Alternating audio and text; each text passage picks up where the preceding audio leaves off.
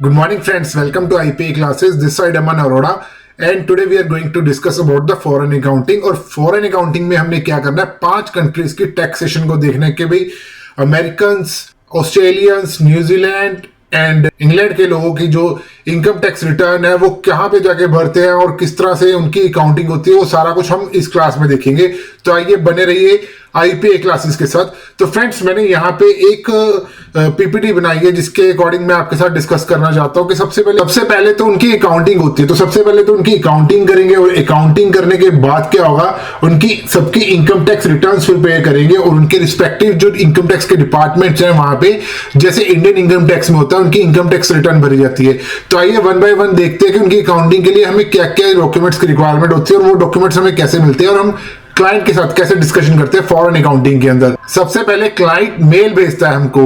अगर उसने कोई भी अकाउंटिंग का काम करवाना है तो वो हमें एक मेल भेजेगा और उस मेल के अकॉर्डिंग उसमें लिखा होगा कि उसको क्या क्या डॉक्यूमेंट्स चाहिए, किस तरह से उसने बुक्स बनवानी है और उसके लिए वो आपको एक ऑथराइजेशन भी देगा अपने सॉफ्टवेयर की, जैसे क्विक बुक्स हो गया, ज़ेरो हो गया या सेज सॉफ्टवेयर हो गया, इन सब की ऑथराइजेशन देगा, यूजर आईडी पासवर्ड देगा कि आप उसके ऊपर काम कर सके। तो सबसे पहले हम क्लाइंट को कहेंगे कि आप हमसे अकाउंटिंग वर्क कराइए और अगर टर्म्स एंड कंडीशन दोनों के फेवर में है, क्लाइंट के और हमारे, तो हम अकाउंटिंग वर्क स्टार्ट कर सकते हैं। और अकाउंटिंग वर्क स्टार्ट करने के बाद हम उसकी इनकम टैक्स रिटर्न भी फाइल कर सकते हैं अगर वो हमें अपना टैक्सेशन का वर्क भी देता है। तो सबसे पहले क्या है इसके अंदर मैंने क्या लिखा हुआ है यहाँ पे कि we will receive an email from the client. सबसे पहले तो हम क्लाइंट से एक ईमेल रिसीव करेंगे। उस ईमेल में क्या लिखा होगा, उसमें सारे डॉक्यूमेंट्स एंड डिटेल लिखी होगी, जो भी हमने फाइनेंशियल्स बनाने हैं उसके लिए क्या क्रेडेंशियल्स, क्या इंपॉर्टेंट यूजर आईडी पासवर्ड्स हैं, वो सारा कुछ लिखा होगा और हमारी डे टू डे इंटरेक्शन भी होगी क्लाइंट के साथ। उसके बाद नेक्स्ट स्टेप क्या होगा, जब हमारी इंटरेक्शन क्लाइंट के साथ हो रही है, नेक्स्ट सेकंड स्टेप में क्या होगा, हम उसकी फाइनेंशियल रिपोर्ट और टैक्स रिटर्न मांगेंगे। अगर वो हमारा न्यू क्लाइंट है तो सबसे पहले हम क्या कहेंगे कि आप अपने पिछले साल के, जैसे इंडिया में भी होता है, अगर वो हमारा न्यू क्लाइंट है तो हम उसे कहेंगे कि अपनी हमें बुक्स जो बनी हुई है, पिछली फाइनेंशियल्स बने हुए हैं और जिनकी टैक्स रिटर्न भी बनी हुई है, वो हमें सेंड करिए। तो सेकंड स्टेप ये होगा इसके अंदर। इसके बाद हम देखते हैं कि अमेरिका में, इंग्लैंड में और ऑस्ट्रेलिया में कैसे कैसे डॉक्यूमेंट्स मांगे जाते हैं और किस तरह से हमने बुक्स ऑफ अकाउंट्स को बनाना है। आइए जी देखिए, सबसे पहले मैंने क्या लिखा है, जो भी जॉब हमने स्टार्ट करनी है या फाइनेंशियल पैक स्टार्ट करना है, क्योंकि डिफरेंट कंपनीज में इनके डिफरेंट नाम्स होते हैं। तो सबसे पहले क्या है, अगर हम अमेरिका में है तो अमेरिका में इनकम टैक्स रिटर्न किस साइट पे भरी जाती है, IRS की साइट पे भरी जाती है, इंटरनल रिवेन्यू सर्विसेज पे। इंटरनल रिवेन्यू सर्विसेज जो है ये इनकम टैक्स की साइट है अमेरिका की, वहां पे डिटेल्स भरी जाती हैं आपकी, जो भी टैक्सेशन की डिटेल होती है। उसके बाद क्या है, नेक्स्ट क्या लिखा है मैंने, CRA, कैनेडियन रिवेन्यू एजेंसी, क्या दूसरी साइट है, कैनेडियन रिवेन्यू एजेंसी। तो अमेरिका के बाद जैसे कनाडा है तो कनाडा में कैनेडियन रेवेन्यू एजेंसी पे इंडिविजुअल्स या फर्म्स या बिजनेसेस जो है वो अपने इनकम टैक्स रिटर्न्स भरते हैं। लेकिन इन इनकम टैक्स रिटर्न्स भरने से पहले हमें क्या करना पड़ेगा, अकाउंटिंग का डाटा उनका बनाना पड़ेगा। और इसके बाद HMRC, human majestic revenue and custom, ये यूके की साइट है, यूके की इनकम टैक्स की साइट है। वहां पे यूके के पीपल जो है वो इनकम टैक्स रिटर्न भरते हैं। और इसके बाद जो ऑस्ट्रेलियंस है, जो हमेशा हमें क्रिकेट में हमारे कॉम्पिटिटर्स हैं, ये रिटर्न भरते हैं ATO के ऊपर, ऑस्ट्रेलियन टैक्सेशन ऑफिसर्स के ऊपर, ये इसके ऊपर रिटर्न भरते हैं। और उसके बाद क्या है, IRD ये न्यूजीलैंड की इनकम टैक्स की साइट है, जहां पे इनलैंड रिवेन्यू डिपार्टमेंट इसको बोला जाता है। और वहां पे न्यूजीलैंड के लोग रिटर्न भरते हैं, इनकम टैक्स के रिटर्न भरते हैं। लेकिन ये सारी जो कंट्रीज हैं, यहाँ के लोग इनकम टैक्स रिटर्न तो भरते हैं, उससे पहले इनको अकाउंटिंग करवानी पड़ती है। और आज की डेट में काफी सारे KPOs इंडिया में खुल गए हैं, नॉलेज प्रोसेसिंग आउटसोर्सिंग, जो कि इन सभी कंट्रीज के लिए अकाउंटिंग का काम करते हैं। उनमें से आइए हम देखते हैं भाई अकाउंटिंग प्रोसेस हमें कैसे स्टार्ट करना है। सबसे पहला पॉइंट मैंने यहां पे लिखा है, receive data from the client via mail. हमें क्लाइंट मेल भेजता है और मेल में इंपॉर्टेंट डॉक्यूमेंट्स जैसे कि बैंक स्टेटमेंट भेजता है, या अगर उसने कोई लोन लिया हो तो उसकी स्टेटमेंट भेजता है, अकाउंट रिसीवेबल पेबल्स उसके कितने हैं उसकी डिटेल भेजता है, और फिक्स्ड एसेट्स अगर ड्यूरिंग द ईयर उसने कुछ परचेज किए हैं या उसने कुछ एसेट्स, फिक्स्ड एसेट्स बेचे हैं, उसकी डिटेल भेजेगा। और कुछ एक सबसे इंपॉर्टेंट टर्म है यहाँ पे, home office expense. Home office expense, जैसे कि मैंने आपको बताया कि ये बहुत इंपॉर्टेंट टर्म है, बहुत इंपॉर्टेंट एक्सपेंस है इन द फॉरेन अकाउंटिंग। तो आइए देखते हैं होम ऑफिस एक्सपेंस है क्या। होम ऑफिस एक्सपेंस में देखिए, जब हम अपने घर में किसी एक पर्टिकुलर रूम को ऑफिस के लिए, ऑफिस वर्क के लिए एज अ ऑफिस बना लेते हैं, तो हम उसका खर्चा इनकम टैक्स के रिटर्न में क्लेम कर सकते हैं। जैसे कि मैंने इस एग्जांपल में बताया कि ये कंप्लीट एक पूरा एक घर है, ठीक है, और इस घर में से जो ये वाला पोर्शन है, जो ये वाला पोर्शन है, इसको मैंने होम एरिया को यूज किया एज अ ऑफिस। तो इस रूम को मैंने एज अ होम ऑफिस में मैंने इसको कन्वर्ट कर दिया है। तो लेट्स सपोज टोटल घर का, पूरे घर का इलेक्ट्रिसिटी बिल कितने का, $1000 का आ रहा है पर मंथ का। और इस एरिया, जो ये एरिया है, इसका एरिया कितना है, 1/5। कितना है, 1/5 एरिया हम यूज करें ऑफिस के लिए। इट मींस होम ऑफिस के जो खर्चे हैं वो $200 के हो जाएंगे, और वो मैं अपनी इनकम टैक्स रिटर्न में अपने इनकम टैक्स रिटर्न में क्लेम कर सकता हूं। तो ये होम ऑफिस के एक्सपेंस अभी तक इंडिया में तो अभी तक ये एडमिसेबल नहीं है या डिडक्टेबल नहीं है इस तरह के खर्चे। लेकिन इस तरह के खर्चे जो है, जो यूरोपियन कंट्रीज है या जो वेस्टर्न कंट्रीज है, वहां पे हम क्लेम कर सकते हैं। तो होम ऑफिस के एक्सपेंसेस की डिटेल लेना बहुत ज्यादा जरूरी है उनसे।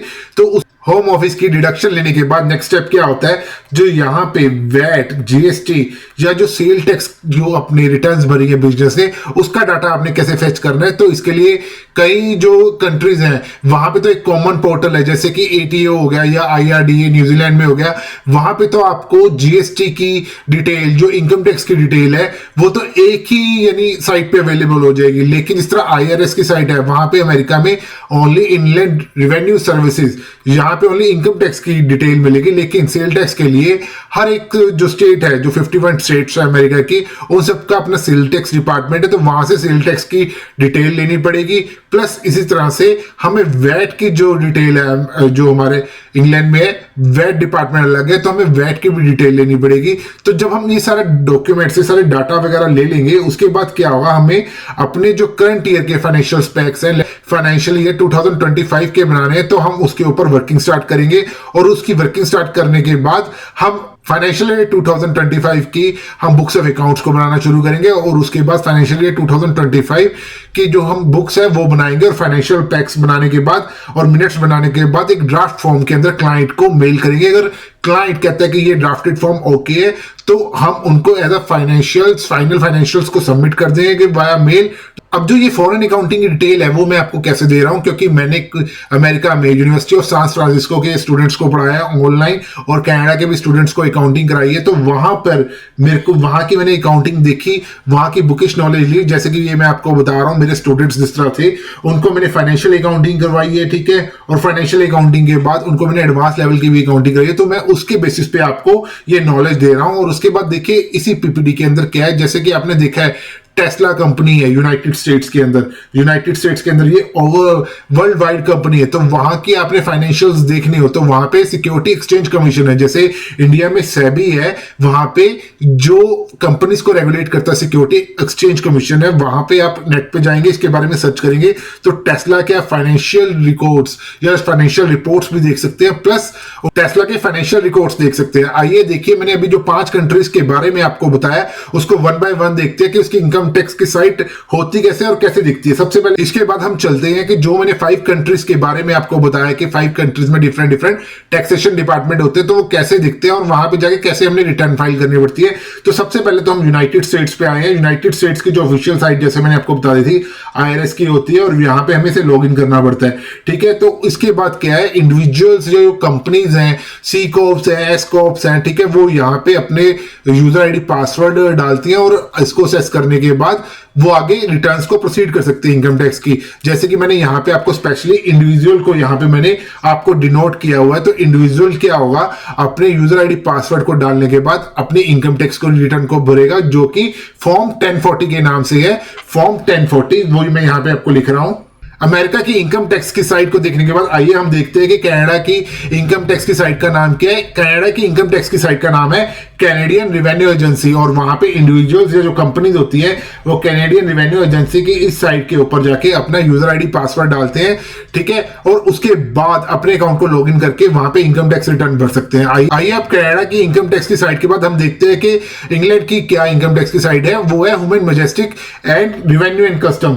तो HMRC के पोर्टल पे जाएंगे और वहां पे HMRC के पोर्टल पे जाने के बाद हम वहां पे साइन इन करेंगे और इंडिविजुअल्स या कंपनीज अपने इनकम टैक्स के रिटर्न को फाइल कर सकती है, जैसे कि मैंने यहाँ पे दिखाया है। उसके बाद नेक्स्ट हम आते हैं ऑस्ट्रेलियन इनकम टैक्स रिटर्न के ऊपर। ऑस्ट्रेलिया में जो है वो ATO.gov.au जो ये साइट है, ये जो डोमेन नेम है, ये यहाँ पर जाकर ऑस्ट्रेलियन सिटीजन्स अपने इनकम टैक्स रिटर्न को भरते हैं। और हर जगह पे आपने देखा है कि वहां पे आपको क्या दिखेगा, इंडिविजुअल अपने इनकम टैक्स रिटर्न भर सकते हैं, बिजनेस भर सकते हैं, टैक्स प्रोफेशनल्स भर सकते हैं। तो आइए जी, उसके बाद हमारी लास्ट जो इनकम टैक्स की साइट है वो न्यूजीलैंड के, ये irda.gov.न्यूजीलैंड की ये डोमेन है इसका। यहाँ पर जाके न्यूजीलैंड के लोग अपने इनकम टैक्स रिटर्न भरते हैं और उनका वहां पे यूजर आईडी लॉगिन पासवर्ड मिलता है। और अब हमने 5 कंट्रीज के इनकम टैक्स की साइट को देखा है और वहां के लोग कैसे कैसे वहां पे इनकम टैक्स रिटर्न्स फाइल करते हैं। तो आइए अब इनकी नेक्स्ट क्लासेस में देखेंगे कि इनकी रिटर्न्स कैसे फाइल की जा सकती हैं और कैसे कैसे इनके फाइनेंशियल्स कैसे बनते हैं और कैसे बुक्स ऑफ अकाउंट्स इनकी बनती है। तो ये मैंने एक पूरी PPT बनाई हुई है जो मैं आपके साथ आगे जाके डिस्कस करूंगा। अगर आपको ये क्लास में कुछ भी इंफॉर्मेटिव लगा हो तो प्लीज इस वीडियो को शेयर करिएगा और लाइक करिएगा ताकि मुझे इससे मोटिवेशन मिले और मैं और इस तरह की वीडियोस बना सकूं। Thank you.